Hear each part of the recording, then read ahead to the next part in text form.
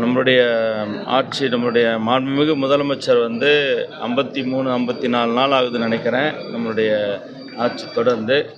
இதுக்கு முன்னாடி நிறைய காரணங்கள் இருக்கலாம். நீங்கள் சொன்ன மாதிரி இந்த யானை மனிதர்கள் மோதல் அந்த விஷயம், அது முற்றிலும் அதை தடுக்க வேண்டும் என்பது வனத்துறையோட இலக்கு.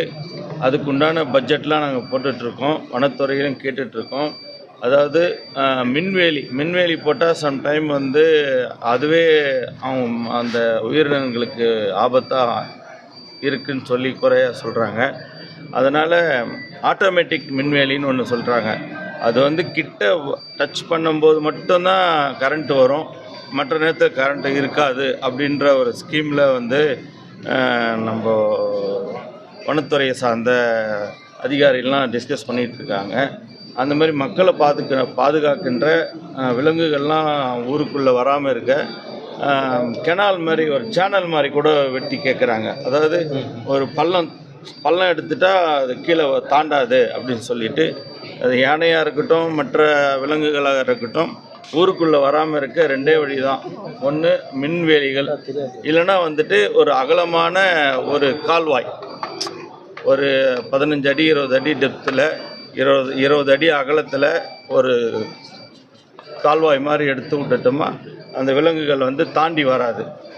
ஸோ அந்த 2 ஆப்ஷன் தான் சொல்லியிருக்காங்க. அதுக்கு உண்டான விஷயங்கள்லாம் வனத்துறை சார்பாக முயற்சிகள் மேற்கொண்டு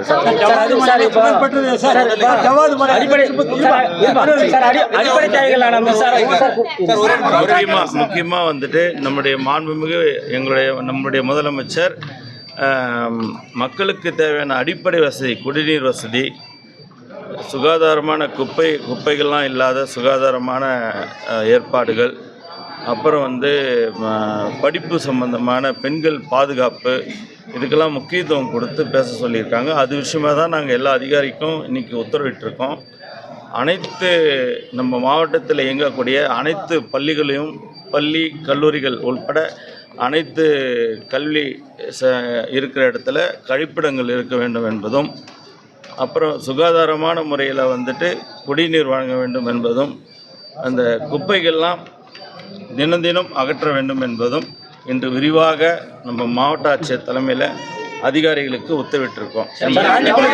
ஆண்டிபுரம் டேமில் ஐயங்கொல்லைன்னு ஒரு பகுதி இருக்குது சார். அந்த பகுதியில் 45 வருஷமாக கரண்ட்டு தண்ணீர் எந்த வசதியுமே இல்லைன்னு சொல்லிட்டு அவங்க கோரிக்கை வச்சாங்க.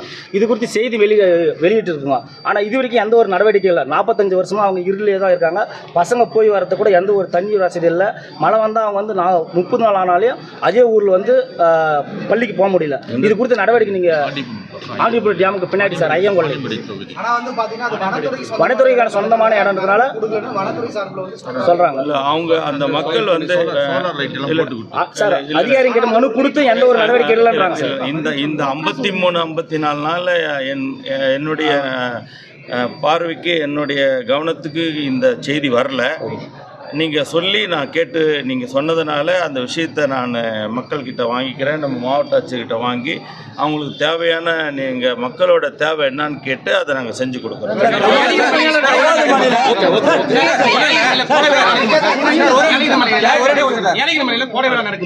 கண்டிப்பாக நடக்கும். அது ஏன் தடைப்பட்டதுன்னா, நம்ம எலெக்ஷன் இப்போது நம்மளுக்கு வந்து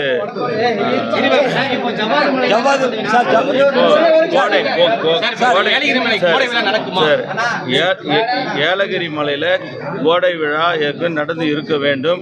அது ஏன் தடைப்பட்டது என்றால் இந்த எலெக்ஷனுக்காக அது தடைப்பட்டது.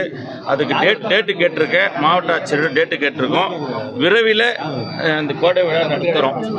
மாவட்ட ஆட்சியர் கோடை விழா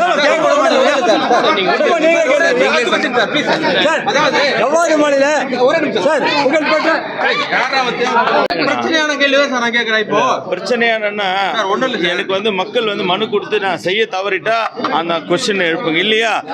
இந்த மாதிரி பிரச்சனை இருக்குன்னு சொல்லுங்க, நான் செஞ்சு கொடுக்குறேன். சொல்லுங்க. திருப்பத்தூர்ல மாவட்ட செயலாளர் வந்து ஏபி ஜிபி இதெல்லாம் போடுறதுக்காக ஒவ்வொரு போஸ்டிங்கும் பல லட்சம் ரூபாய் பணம் வாங்கி இருக்கதா சொல்றாங்க சார், குற்றச்சாட்டு. அது யார் சொல்றாங்க? மந்திரி, அதாவது உங்க பேரை சொல்லி தான், எங்க பேர் சொல்லி அமைச்சர், ஆமா உங்க பேரை சொல்லி தான் பணம் வாங்கி இருக்கிறதா சொல்றாங்க சார். நேத்து வந்து பட்டியலை யார் சொல்றாங்க சார்? இன்னைக்கு வந்து பெரும்பாலான அது யார் சொல்றாங்கன்னு சொல்லுங்க. நான் காவல்துறை கிட்ட புகார் கொடுக்குறேன், எஃப்ஐஆர் போட்டு உள்ள போடுறேன். அந்த மாதிரி தவறான தகவல்லாம் பரப்புனா வந்து சட்டப்படி நடவடிக்கை எடுக்கப்படும்.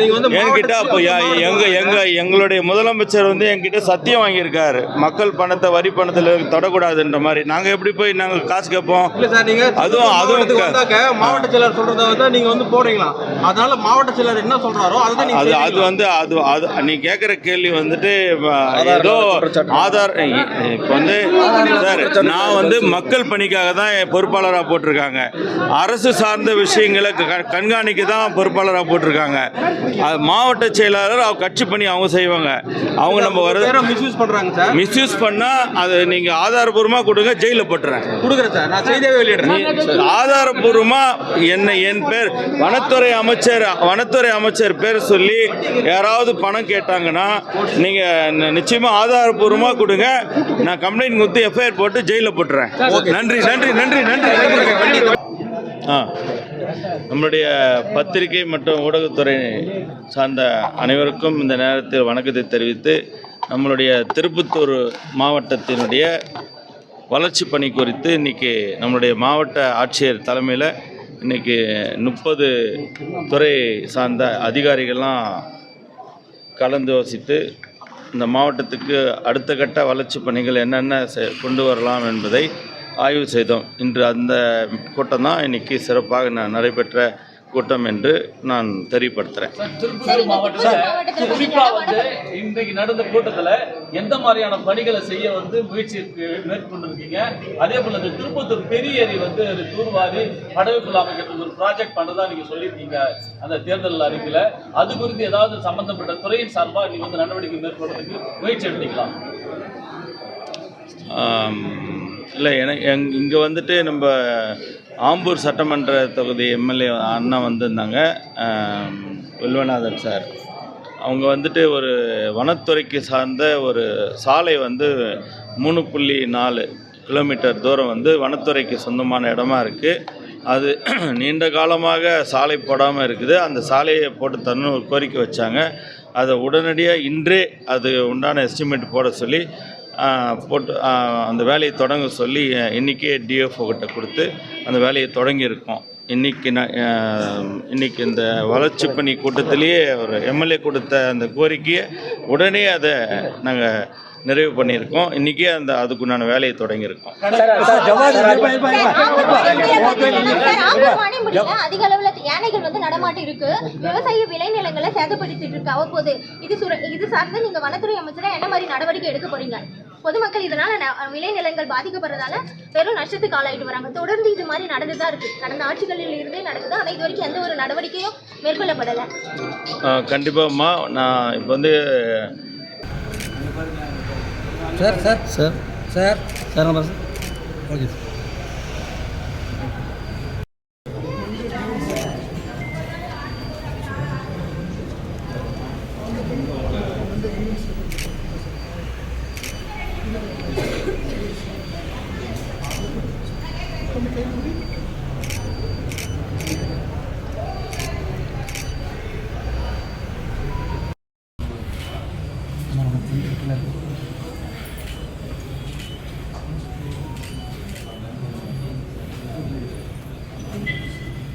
சார் அப்படியே இருங்க சார்.